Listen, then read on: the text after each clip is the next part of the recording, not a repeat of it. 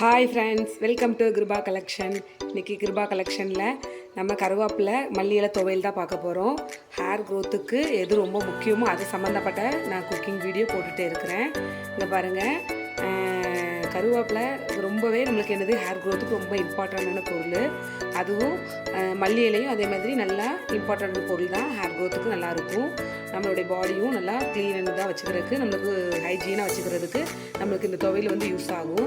இப்போ இந்த துவையல் தான் எப்படி அரைக்க போகிறோம்னு சொல்லி பார்க்க போகிறோம். ஓகேவா? கருவேப்பிலை பச்சையை சாப்பிட்றதுக்கு ரொம்ப கஷ்டமாக இருக்கும். அதனால் நம்ம வந்து ஓரளவுக்கு இந்த மாதிரி இந்த மாதிரி துவையல், ஜூஸ் இந்த மாதிரிலாம் சேர்த்து சாப்பிடும்போது நம்மளுக்கு கருவேப்பிலையோட எனர்ஜி நம்மளுக்கு கிடைச்சிரும். சரியா? இப்போ பாருங்கள், நல்லா ஒரு கைப்பிடி நான் பச்சை கருவேப்பிலை நல்லா ஃப்ரெஷ்ஷாக எடுத்துருக்கிறேன். பார்த்தாலே தெரியும். எல்லாமே நான் நல்லா இப்போ ஃப்ரெஷ்ஷானதாக வாங்கி எடுத்தது. ரேட்டும் கம்மியானது. நம்மளுக்கு கருவேப்பிலை வந்து ரொம்ப விலை கொடுத்து நம்ம வாங்க வேண்டிய பொருள் இல்லை.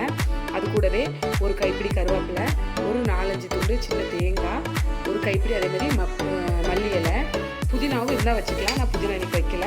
ஒரு சின்ன துண்டு, சின்னோண்டு வந்து சின்ன நெல்லிக்காய் கூட வராது. சின்ன நார்மல் நெல்லிக்காய், நாட்டு நெல்லிக்காயோட மாதிரி இருக்க சைஸு புளி, ஒரு 2 வெள்ளைப்பூடு பல், ஒரு சின்ன துண்டு இஞ்சி, ஒரு 2 சின்ன வெங்காயம், ஒரு சின்ன துண்டு 2, ஒரு காரத்துக்கு பச்சை மிளகாய், சின்ன சீரகம். அவ்வளோதான். இந்த பொருளை வச்சு தான் நம்ம வந்து இது பண்ண போகிறோம். நான் லைட்டாக எண்ணெய் ஊற்றி லைட்டாக தாளிச்சிக்குவேன். அதுக்காக கடுகு வச்சுருக்கிறேன். ஓகேவா?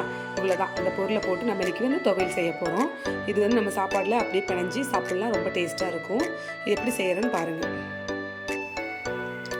அது ஸ்டவ் ஆன் பண்ணி கடாய் வச்சாச்சு. இப்போ நான் வந்து மதுரம் செக்கு நல்லெண்ணெய் தான் நான் சேர்த்துக்க போகிறேன்.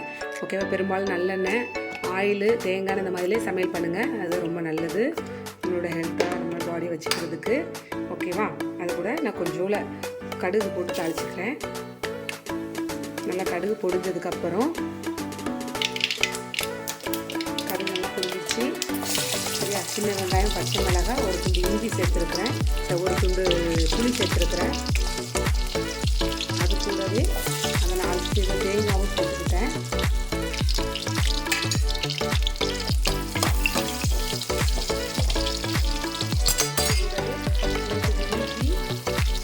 இஞ்சியில் வந்து ஒரு டேஸ்ட்டுக்காக தான் சீரகம், பச்சை கருவேப்பிலை,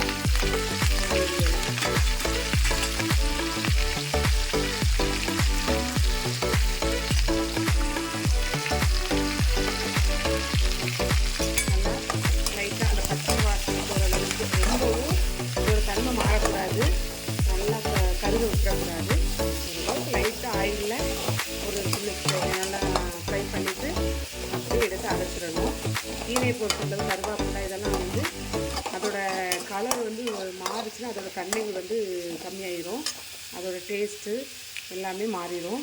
ஓரளவுக்கு லைட்டாக பச்சை அரைக்கும்போது சாப்பிட கொஞ்சம் கஷ்டமாக இருக்கும். இது எண்ணெய் ஊற்றி லைட்டாக வதக்கிட்டு அரைச்சினா நல்லாயிருக்கும். அவ்வளோதான். தேவையான அளவு கொஞ்சம் உப்பு போட்டிருக்கிறேன். அவ்வளோதான். உப்பு சேர்த்து நல்லா இது பண்ணிக்கோங்க. நான் வந்து ஒருத்தருக்கு 2 பேருக்கு அளவு தான் செஞ்சுருக்கேன். கொஞ்சம் அதிகமாக வேணும்னு சொல்கிறவங்க பொருளுக்கு அதிகமாக சேர்த்துக்கோங்க. அவ்வளோதான்.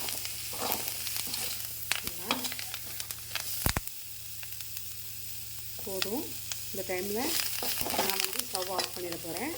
அவ்வளோதான். இந்த துவையில் அரைச்சி நல்ல சாதத்தில், சூடான சாதத்தில் வந்து நல்லெண்ணெய் ஊற்றி பிணைஞ்சி சாப்பிடலாம், இல்லை வெறுமனையாகவும் பிணைஞ்சி சாப்பிடலாம். ரொம்ப டேஸ்ட்டாக இருக்கும். நம்ம ஹேருக்கு ரொம்ப முக்கியமான எல்லா பொருளும் சேர்ந்துருக்கு. நீங்கள் வந்து ஜூஸ் எடுத்துக்க முடியலை, ஹேர் பேக் போட முடியலை அப்படின்னு சொல்கிறவங்க ஒரு நாளைக்கு 2 நாளைக்கு ஒருக்கா இந்த மாதிரி இந்த துவையில் சேர்த்து சாப்பிடுங்க. நல்ல ஹேர் வந்து ஹேர் ஃபால் கண்ட்ரோல் ஆகி ஹேர் க்ரோத் இன்க்ரீஸ் ஆகும். ஓகே ஃப்ரெண்ட்ஸ், நான் துவையில் அரைச்சிட்டு எப்படின்னு காட்டுறேன். இப்போ பாருங்கள், கொத்தமல்லி, புதினா, தேங்காய் வச்சு அரைச்ச சட்னி நம்மளுக்கு இந்த மாதிரி தான் கிடச்சிருக்குது. சூப்பராக இருக்குது. இதோட டேஸ்ட் வந்து நான் கொஞ்சம் சாப்பிட்டு பார்த்தேன். அட்டகாசமாக இருக்குது. அந்த இஞ்சி ஃப்ளேவரு, தேங்காய், புளிப்பு, அந்த புளி வச்சுருக்கலாம், அதனால் அந்த புளிப்பு, கருவேப்பிலை ஸ்மெல்லு எல்லாமே கலந்து ரொம்ப செமையாக டேஸ்ட்டாக இருக்குது. நீங்களும் ட்ரை பண்ணி பாருங்கள். என்னுடைய வீடியோ பிடிச்சிருந்தால் மறக்காமல் சப்ஸ்கிரைப் பண்ணுங்கள். உங்கள் ஃப்ரெண்ட்ஸ் அண்ட் ஃபேமிலியோடு ஷேர் பண்ணுங்கள். ஓகே ஃப்ரெண்ட்ஸ், பாய்.